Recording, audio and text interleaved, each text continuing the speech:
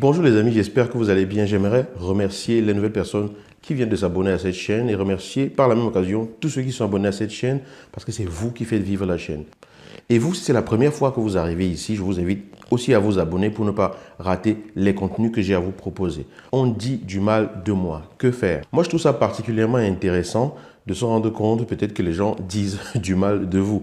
Parce que si les gens disent du mal de vous, c'est que ça veut dire que vous êtes une personne qui ne passe pas inaperçue. Et tant mieux si vous ne passez pas inaperçu parce que vous êtes dans votre propre genre. Ça, c'est absolument fondamental. Restez vous-même pour que ceux qui vont dire du mal de vous disent du mal de vous pour qui vous êtes et non pour un masque que vous portez et au retour chez vous le soir, vous allez dire mais franchement, il dit du mal de moi parce que j'ai fait ceci alors qu'en fait ça, ce n'est pas moi. J'ai juste fait ça pour pouvoir être aimé. Alors, dans les deux cas, que l'on vous déteste pour qui vous êtes ou pour qui vous n'êtes pas, les personnes qui vous détesteront peut-être des personnes différentes, mais vous serez quand même pas aimé et les gens diront peut-être du mal de vous. Alors, autant que l'on vous le dise parce que vous êtes resté qui vous êtes, ça c'est absolument important. La deuxième chose, c'est que les personnes qui disent du mal de vous disent en fait des choses les concernant elles-mêmes parce que c'est assez clair que si une personne a une certaine éthique, un certain respect pour les autres, a une certaine distance par rapport aux choses qu'elle ne sait pas, elle ne se mettra pas à colporter des choses mal sur vous alors qu'elle ne vous connaît pas ou alors qu'elle a du respect pour elle-même et pour vous. Donc une personne qui se met à faire ce genre de choses montre très clairement quelles sont les limites de son respect vis-à-vis d'elle-même, montre clairement quelles sont les limites de sa compréhension vis-à-vis des règles élémentaires qui pourraient exister dans les relations humaines. Donc lorsqu'une personne dit du mal de vous, en fait, elle parle d'elle. Elle montre que voilà ce qu'elle peut produire. Elle montre en fait que voilà le niveau auquel elle se trouve à ce moment-là concernant ce sujet-là. Donc ne vous sentez pas indexé. Sentez-vous plutôt important parce que parfois, le troisième élément également, c'est que lorsqu'une personne dit du mal de vous, parfois ça peut être une façon pour elle de vouloir vous salir pour mieux briller. Vous vous rendez compte? Donc, une personne qui va essayer de faire que vous perdiez de la valeur aux yeux d'autres personnes pour elle reprendre cette valeur-là.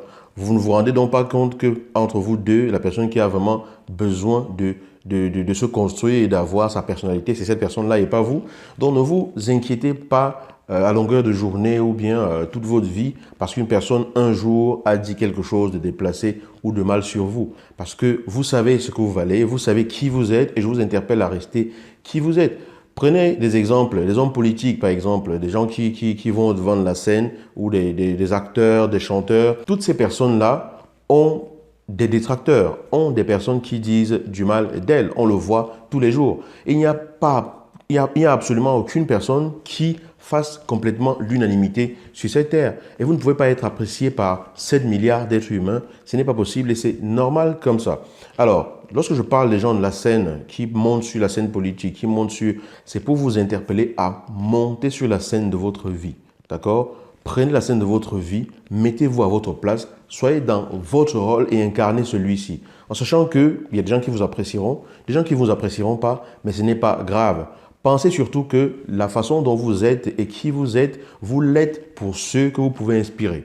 Ça peut être juste quelques personnes, d'accord? Mais ça peut changer la vie des autres, que vous restiez dans votre rôle, que vous restiez qui vous êtes. Parce que qui vous êtes inspirera toujours une autre personne si vous êtes vraiment authentique. Elle se dira, mais waouh, malgré tout ce que l'on dit sur lui ou sur elle, elle reste dans ses bottes et elle reste, elle, fidèle à ses valeurs. Donc, ne vous lamentez pas que les gens disent du mal de vous parce que ces gens-là ont encore peut-être quelque chose à développer comme niveau de compréhension, au niveau de respect vis-à-vis de soi et vis-à-vis des autres. Parce que lorsque vous vous respectez, lorsque vous respectez les autres, lorsque vous respectez l'environnement dans lequel on vit, on comprend en fait qu'il y a des choses qu'on ne peut pas faire à une autre personne parce qu'on n'aimerait pas que l'on se le fasse à soi-même. Alors, pas de souci. Soyez vous-même, surtout soyez vous-même. Que l'on dise du mal de vous ou pas, soyez vous-même. Que l'on vous aime ou qu'on ne vous aime pas, soyez vous-même.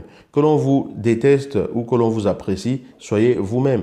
Que l'on vous encourage ou que l'on ne vous encourage pas, soyez vous-même.